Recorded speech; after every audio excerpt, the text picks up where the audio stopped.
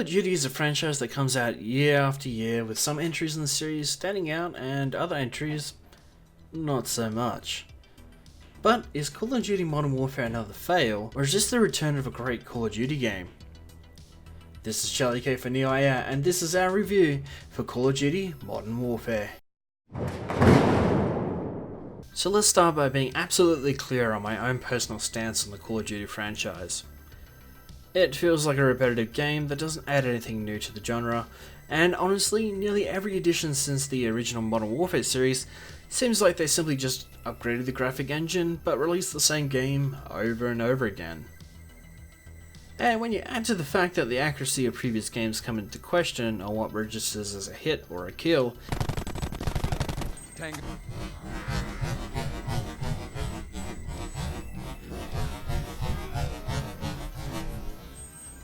you can't help but think, is this franchise as good as everyone else is making it out to be?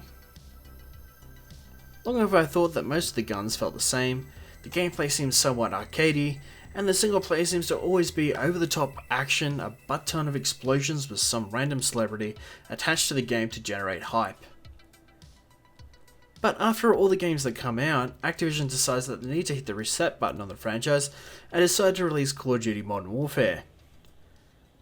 Now, after playing about 20 hours of it so far, both in the multiplayer and in the single player modes, I can tell you this.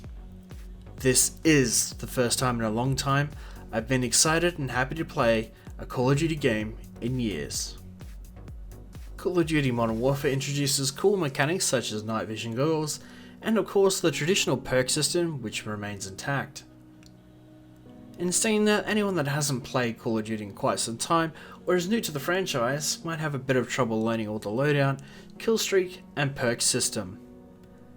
With so many options to choose from, it can get a bit tedious to work out which perks, killstreaks and loadouts that are best suited for your playstyle. And whilst having so many options to choose from isn't necessarily a bad thing, the loadout system introduces a fully customizable weapon system that lets you change every component of your gun, that not only affects how you use it, but makes a significant impact during gameplay. For once, I didn't feel like the guns are all the same, and each gun feels like it has its own advantages and disadvantages depending on your playstyle. When it comes to the multiplayer mode, Infinity Ward have tightened the experience to both close quarters and long range maps, without losing the sparkle of what makes Call of Duty, well, Call of Duty, the fast paced action. You can play in smaller contained maps with the traditional modes such as Search and Destroy or Team Deathmatch, in a new 2v2 mode called Gunfight, or you can go large scale warfare in the new 64v64 Ground War mode, which sees you take on bigger maps to capture points for your team. Ironically, at first impression, it feels like Call of Duty Modern Warfare have taken some inspiration from their rivals. That's EA and Battlefield for this mode, but hey, it works, so why not use it, right?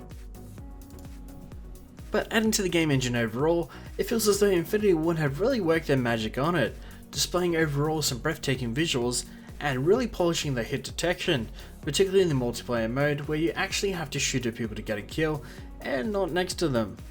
Amazing concept, I know. Moving on to the single player missions, and the campaign really shows you all the things the game can achieve. Whether it be breathtaking visuals, nerve-wracking stealth missions, all-out battles in downtown London, or simply engaging in an all-out firefight just trying to survive. But where the game shines most is the story, which helps you feel attached to each and every character. You just want to learn more and more about each character as the game progresses. And whilst the story builds, it isn't afraid to shy away from dark themes as well, similar to the original game. There are parts that are graphic and parts that simply make you go, Jesus, that's horrible. Call of Duty has never been afraid to show the impacts of war, but no game makes that more apparent than Modern Warfare.